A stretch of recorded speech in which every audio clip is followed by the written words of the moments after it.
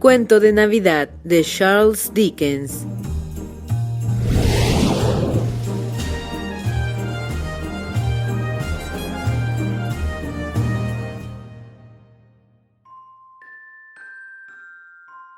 En aquellos momentos comenzaba a oscurecer y nevaba intensamente. Scrooge y el espíritu se fueron por las calles. Era maravilloso el resplandor de los fuegos rugientes en las cocinas, salones y toda clase de habitaciones. Aquí el revoloteo de las llamas dejaba ver los preparativos para una agradable cena, con platos calentándose junto a la lumbre y cortinas de color rojo oscuro a punto de ser corridas para aislar el frío y la oscuridad. Allá todos los niños de la casa salían corriendo en la nieve para recibir a sus hermanas casadas, hermanos, primos, tíos, tías, y ser el primero en felicitarles. Aquí se reflejaba en las celosías las sombras de los invitados reuniéndose y allá un grupo de chicas guapas, todas con capucha y botas de piel y parloteando a la vez. Se dirigían a paso rápido hacia la casa de algún vecino donde, ¡ay del soltero que las viera entrar arreboladas! Bien lo sabían ellas, astutas hechiceras, pero a juzgar por el número de personas que se encaminaban a reuniones amistosas, cualquiera diría que en las casas no habría nadie para dar la bienvenida.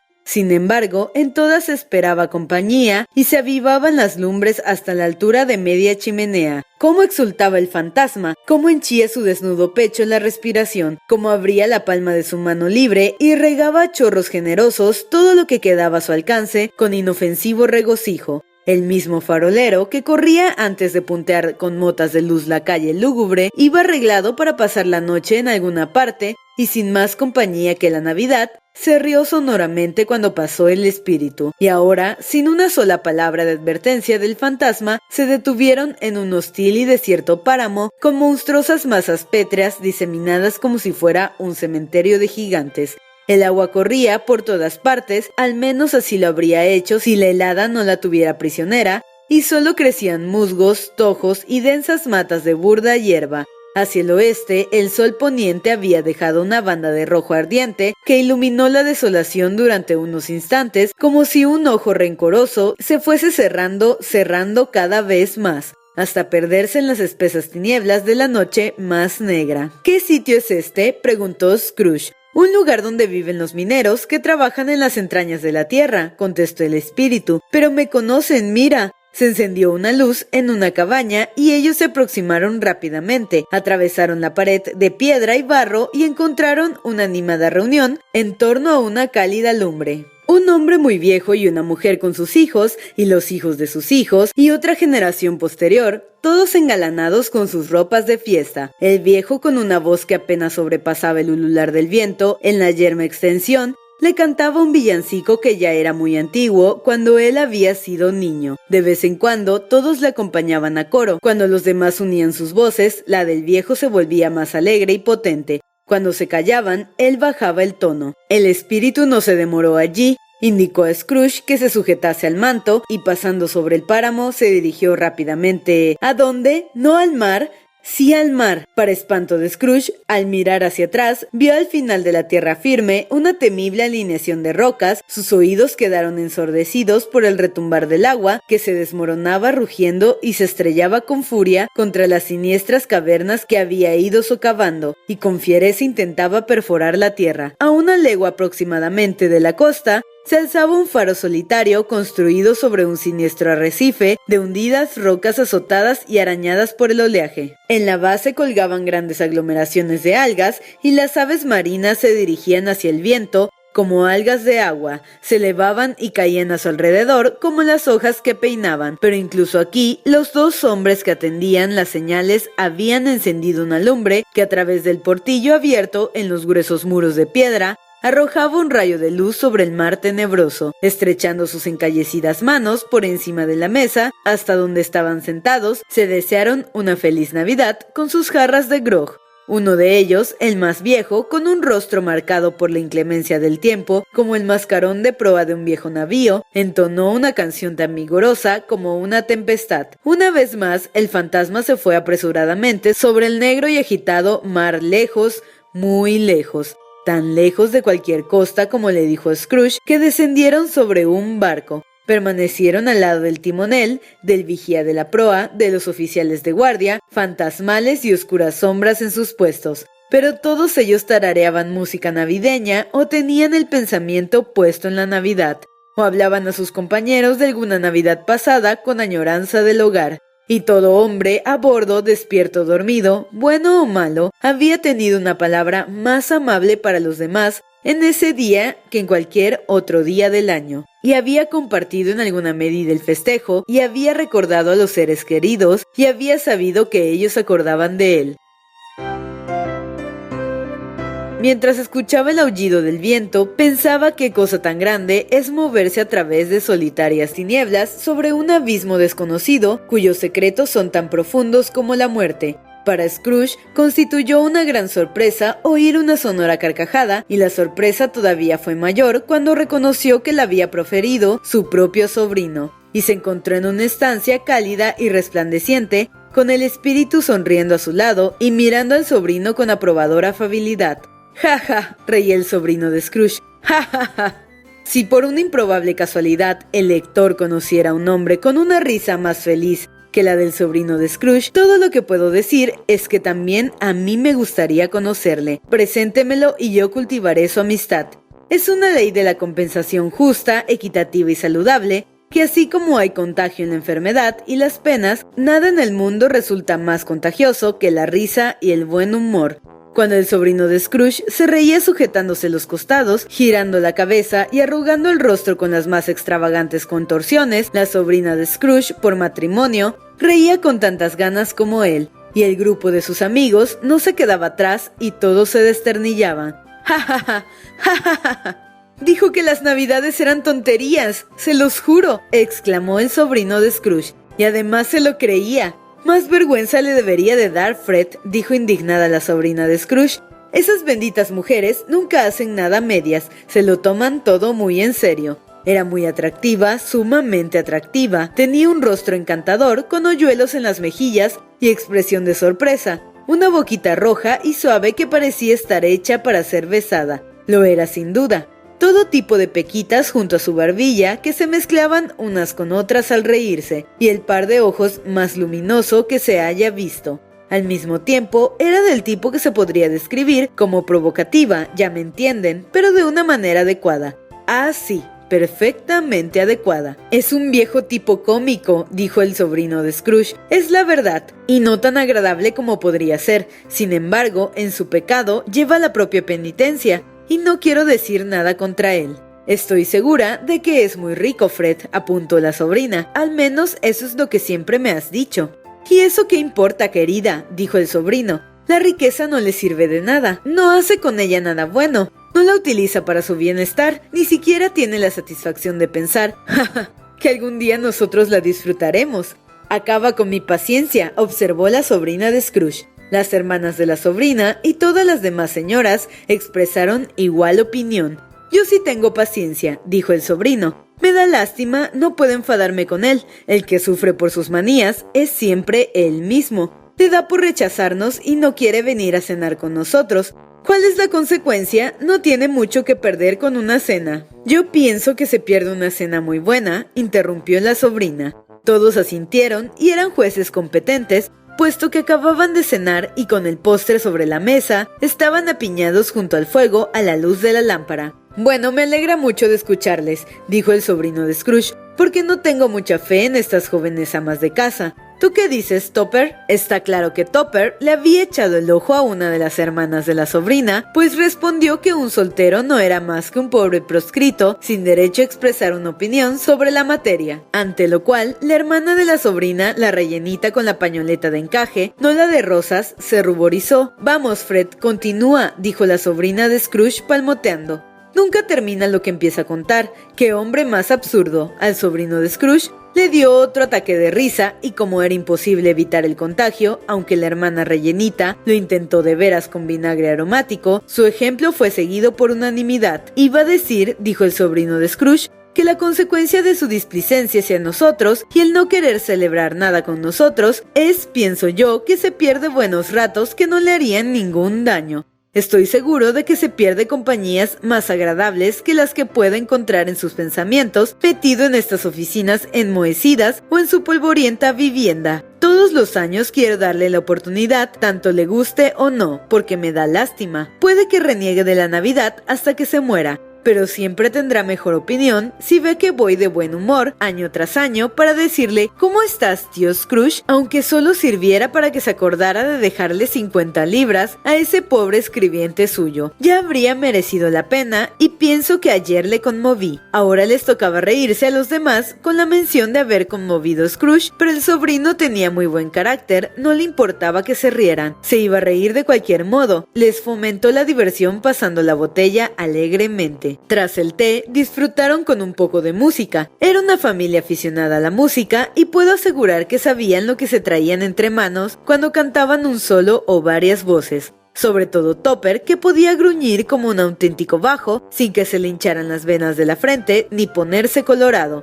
La sobrina de Scrooge tocaba bien el arpa y, entre otras piezas, tocó una ligera tonada, insignificante, cualquiera podría aprender a silbarla en 2 minutos, que había sido muy familiar para la niña que había recogido Scrooge en el internado, como le había hecho recordar el fantasma de la Navidad del pasado. Al sonar esta música, le volvieron a la mente todas las cosas que le había mostrado el fantasma. Se fue enterneciendo cada vez más y pienso que si años atrás hubiera escuchado esa música a menudo, tal vez habría cultivado con sus propias manos las cosas buenas de la vida para su propia felicidad, sin recurrir a la pala de enterrador que sepultó a Jacob Marley. No se dedicaron a la música toda la velada, después de un rato jugaron a las prendas. Es una buena cosa volverse niños algunas veces y nunca mejor que en Navidad, cuando se hizo niño el fundador todopoderoso. Un momento, anteriormente hubo un juego a la gallina ciega, por supuesto que lo hubo, y yo no me creo que Topper estuviese realmente a ciegas, ni que tuviera ojos en las botas. Mi opinión es que todo lo habían tramado él y el sobrino de Scrooge, y el fantasma de la Navidad presente lo sabía. Su manera de perseguir a aquella hermana rellenita de la toca de encaje era un ultraje a la credulidad del género humano. Daba topetazos a los hierros de la chimenea, derribaba sillas, se estrellaba contra el piano, se asfixiaba entre los cortinajes, pero a donde iba ella, él iba detrás. Siempre sabía dónde estaba la hermana rellenita. No quería agarrar a nadie más. Si alguien tropezaba contra él, como algunos lo hicieron, y se quedaba quieto, fingía que fallaba al procurar atraparle, de manera afrentosa para el humano entendimiento, y acto seguido se deslizaba en dirección a la hermana rellenita. Ella gritó varias veces que era trampa y con razón. Pero cuando al fin la atrapó, cuando pese a los sedosos rozamientos y rápidas ondulaciones de ella, logró arrinconarla en una esquina sin escapatoria, entonces su conducta fue de lo más execrable. Simulaba no saber que era ella, simulaba que era necesario tocar su peinado, y para cerciorarse bien de su identidad, tanteó una determinada sortija en sus dedos y una determinada cadena en su cuello. Fue vil, monstruoso. Sin duda ella le hizo saber su opinión cuando otro hacía de gallina ciega y ellos estaban juntos, muy confidenciales, detrás de los cortinajes. La sobrina de Scrooge no estaba jugando, sino sentada cómodamente en su gran butacón con los pies sobre un escabel, en un atopadizo rincón, y el fantasma y Scrooge estaban detrás de ella, pero se incorporó al juego de prendas y obtuvo resultados admirables con todas las letras del alfabeto. También lo hizo muy bien en el juego Cómo, Cuándo y Dónde, y para secreto regocijo del sobrino de Scrooge, sacó mucha ventaja a sus hermanas, que también eran chicas sagaces, como Topper podría confirmar. Allí habría unas 20 personas, jóvenes y viejos, pero todos estaban jugando y también jugaba Scrooge, olvidando por completo los motivos por los que estaba allí y que los demás no podían oírle. Algunas veces daba las respuestas en voz alta y casi siempre acertaba, pues la aguja más aguda, la mejor Whitechapel y con el ojo bien abierto, no superaba en agudeza a Scrooge, aunque él se empeñara en ser terco. Al fantasma le agradó mucho verle con aquella actitud y le miró con tal benevolencia que Scrooge le suplicó como un niño que le permitiera quedarse hasta que los invitados se despidieran. El espíritu le dijo que no era posible. «Van a empezar otro juego», dijo Scrooge. «Solo media hora, espíritu, solo media». Era el juego llamado El sí y no. El sobrino de Scrooge Tenía que pensar en una cosa y los demás descubrir lo que era, haciéndole preguntas que únicamente podría responder con un sí o con un no. Del continuo bombardeo de preguntas a que fue sometido, se deducía que había pensado en un animal vivo, un animal bastante desagradable, un animal salvaje, un animal que a veces rugía y gruñía, y otras veces hablaba y vivía en Londres, y andaba por la calle y no se le exhibía al público, y nadie le llevaba atado, y no vivía en un zoológico, y nunca le mataron en un mercado, y no era caballo, asno, vaca, toro, tigre, perro, cerdo, gato, oso. Cada nueva pregunta provocaba en el sobrino un ataque de risa tan irrefrenable que le obligaba a levantarse del sofá y a dar patadas al suelo. Finalmente, la hermana rellenita, que había caído en un ataque similar, exclamó: «Ya lo tengo, ya sé lo que es, Fred, ya sé lo que es». «¿Qué es?», gritó Fred. «Es tu tío Scrooge». Así era, ciertamente. Hubo un sentido general de admiración, aunque algunos objetaron que si la respuesta es un oso, debió haber sido sí, puesto que la respuesta contraria era suficiente para desviar el pensamiento del señor Scrooge, suponiendo que alguna vez se le hubiera ocurrido pensar en él. «Gracias a él hemos tenido un buen rato», dijo Fred, «y sería ingrato no beber a su salud.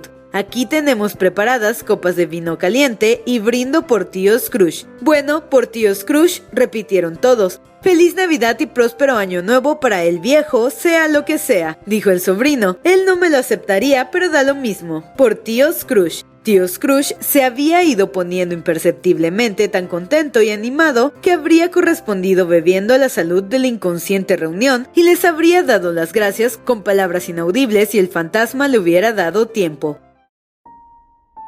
Pero toda la escena se esfumó con el hálito de las últimas palabras del sobrino, y él y el espíritu emprendieron nuevos viajes. Vieron mucho, fueron muy lejos, visitaron muchos hogares, pero siempre con un desenlace feliz. El espíritu permaneció junto al lecho de los enfermos, y ellos se animaban, junto a los que estaban en tierra extraña y se sentían más cerca de la patria, junto a los hombres que luchaban y les daba paciencia para alcanzar su mayor aspiración, junto a la pobreza y la convertía en riqueza, en hospicios, hospitales, cárceles, en todos los refugios de la miseria donde la pequeña y vana autoridad del hombre no había hecho cerrar las puertas para dejar al espíritu fuera. Les dejó su bendición y Scrooge el ejemplo. Era una noche muy larga, y si es que era solamente una noche, cosa que Scrooge dudaba, puesto que las fiestas navideñas parecían haberse condensado en el periodo de tiempo que pasaron juntos. También era extraño que mientras la forma externa de Scrooge no se había alterado, el fantasma había envejecido a ojos vista. Scrooge observó el cambio, pero no habló de ello hasta que salieron de un festejo infantil de víspera de Reyes, y al mirar al espíritu cuando salieron al exterior observó que se le había encanecido el cabello. «¿Es tan breve la vida de los espíritus?», preguntó. «Mi vida en este globo es muy corta», respondió el fantasma. «Se termina esta noche». «Esta noche», exclamó Scrooge. «A medianoche, escucha, se acerca la hora». En aquel momento, las campanas del reloj daban las 12 menos cuarto. «Perdóname si me equivoco», dijo Scrooge mirando con inquietud el manto del espíritu, «pero estoy viendo algo raro que te asoma por el ropaje. ¿Es un pie o una garra? Por la carne que me tiene encima, podría ser una garra», fue la respuesta, cargada de tristeza, del espíritu. «Mira esto». De los pliegues del manto salieron 2 niños, unos niños harapientos, abyectos, temibles, espantosos y miserables. Se arrodillaron a sus plantas y se colgaron del manto. «¡Hombre, mira esto! ¡Mira, mira bien!», exclamó el fantasma. Era un niño y una niña, amarillos, flacos, mugrientos, mal encarados, lobunos, pero también prosternados a su humildad, donde la gracia de la juventud debió haberles perfilado los rasgos y retocado con sus más frescas tintas una mano marchita y seca como la de la vejez, les habría atormentado, retorcido y hecho trizas. Donde podrían haberse entronizado los ángeles, acechaban los demonios echando fuego por sus ojos amenazadores. Los monstruos tan horribles y temibles como aquellos no se han dado en ningún cambio, degradación o perversión de la humanidad a lo largo de toda la historia de la maravillosa creación. Aterrado, Scrooge se echó para atrás, intentó decir que eran unos niños agradables, pero su lengua se negó a pronunciar una mentira de tal magnitud. «¿Son tuyos, espíritu?», fue todo lo que pudo decir. «Son del hombre», dijo el espíritu mirándolos, «y se agarran de mí apelando contra sus progenitores. Este chico es la ignorancia, esta chica es la necesidad. Guárdate de los dos y de todos los de su género, pero guárdate sobre todo de este chico, porque en la frente lleva escrita la condenación, a menos que se borre lo que lleve escrito. ¡Niégalo!, exclamó el espíritu señalando con la mano hacia la ciudad. Difama a quienes te lo dicen, admítelo para tus propósitos tendenciosos y empeóralo todavía más, y aguarda el final. No tienen refugio ni salvación, gimió Scrooge. ¿No están las cárceles?, dijo el espíritu devolviéndole por última vez sus propias palabras. ¿No hay casas de misericordia? La campana dio las 12. Scrooge miró a su alrededor y ya no vio al fantasma. Al cesar la vibración de la última campanada, recordó la predicción del viejo Jacob Marley y elevando la mirada, vio cómo se acercaba hacia él un fantasma solemne envuelto en ropas y encapuchado, deslizándose como la niebla sobre el suelo.